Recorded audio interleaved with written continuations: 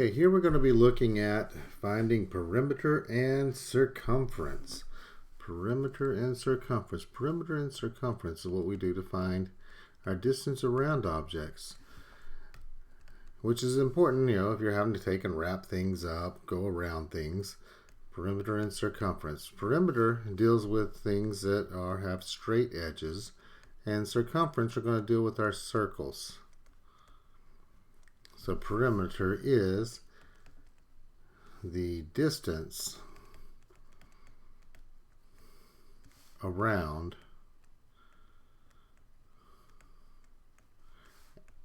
a polynomial, or just around an object in general.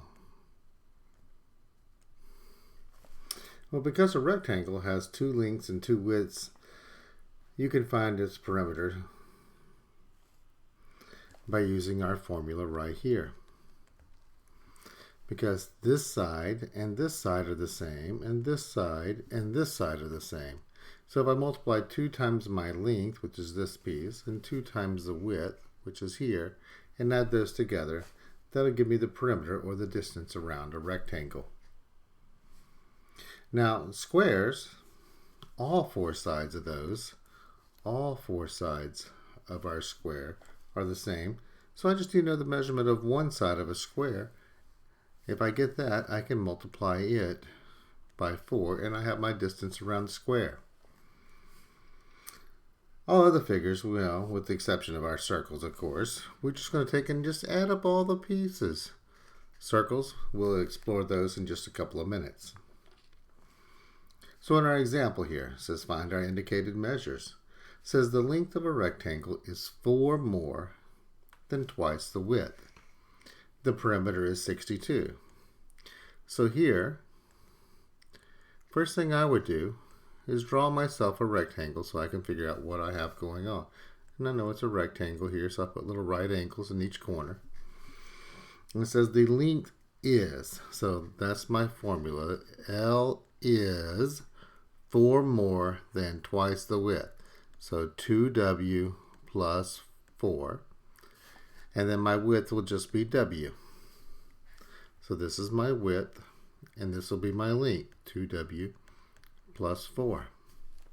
If you remember the formula that we had, it says the perimeter is 2 times the length plus 2 times the width. I can now substitute these in and have everything that I know, because here it tells me my perimeter is 62. Taking that, I can now say 62 is equal to 2. Instead of L, I'm going to use 2w plus 4, which was given to me in the first part of my problem, plus 2w, 2 times the width. We take and do a little bit of our distributive property now, where I multiply the 2 inside of here. So I have 62 is equal to 4w plus 8 plus my 2w. Collect my like terms. My like terms in this case are the 4w and the 2w. So I have 62 is equal to 6w plus 8.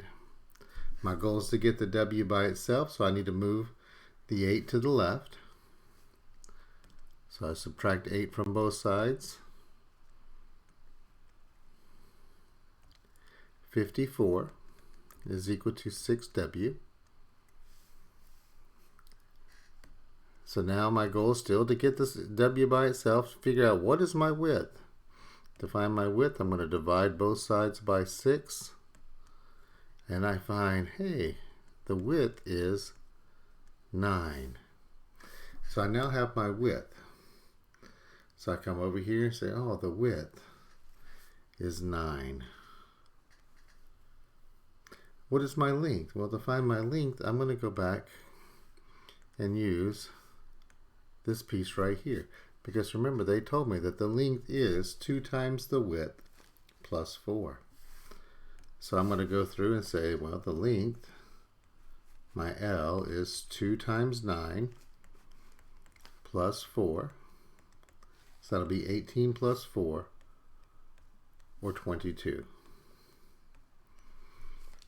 Perimeter of our rectangle. Well, we still have some other things going on here. In our next problem, we're looking at a square this time. So this time it says, hey, what is the length of one side of our square? Well, they told me that the perimeter of the square is 20. Well, remember up the top we have there, our perimeter formula is 4 times the side. Well, I know my perimeter, so if I plug this in, 20 is equal to 4 times s. Since that's multiplying, I divide both sides by 4. And I find that the side of my square is 5. A lot of these things, if you just take and pay attention and read the problems carefully, they will not go so bad. And use your formulas. You have your formulas handy. Make sure you use them. Now this one says we have to do a little extra work on because we do not have a formula set aside for it. It says an equilateral triangle is a triangle that has 3 sides the same length.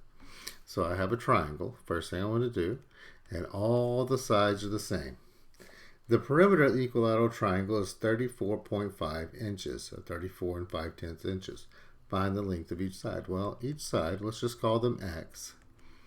So if I find my perimeter, that would be x plus x plus x, or 3 times x. Well, I know my perimeter. It was given to me here in the problem, 34.5 inches. So I'm going to say 34.5 is equal to 3x. We divide both sides of the equation by 3. There, the 3's are eliminated. They divide out, becoming 1. And then 3 goes in here. This will be a 1.5. So each side is 11 5/10, or 11.5 inches for this triangle. So perimeter, we add up all the pieces and we pay attention to what's going on with them. Now, suppose we have something that's round, a circle per se. Oh, there we go, almost a circle. For circles, we find our circumference, and the circumference is denoted by our formula here. Notice it has 2 things, but these are exactly the same thing because my radius is halfway across the circle. So I have to go all the way across the circle. So that's where the 2r comes from. Or I could just use my diameter because the diameter is equal to 2 times the radius.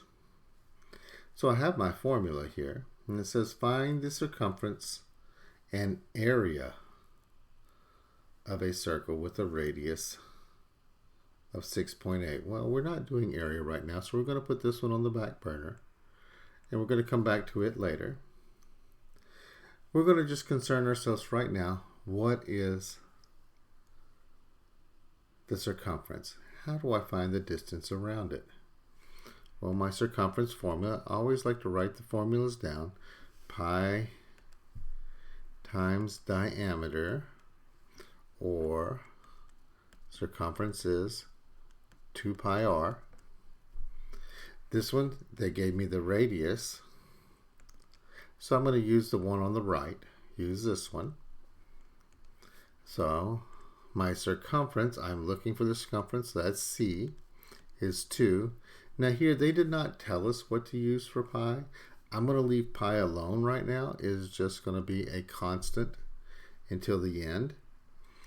My radius is 6 8/10, or 6.8 centimeters. I'm going to multiply these two together. 2 times 6.8. So that will give me 13.6, and my pi is just chilling here at the end of it. At this point, we need to know, what do we want to use for pi? Generally, we're going to use 3.14, or we'll use the pi button on the calculator. In this case, let's just use 3.14. When we use 3.14, we're going to get, and multiplying that through, we see that my circumference will be 42.704. So we would come up here, 42704 centimeters. And generally, we're going to have instructions to tell us exactly where we might need to round to. Should we use the pi button? Should we use 3.14, or some other combination for pi? Perimeter and circumference, the distance around objects. Have a great day.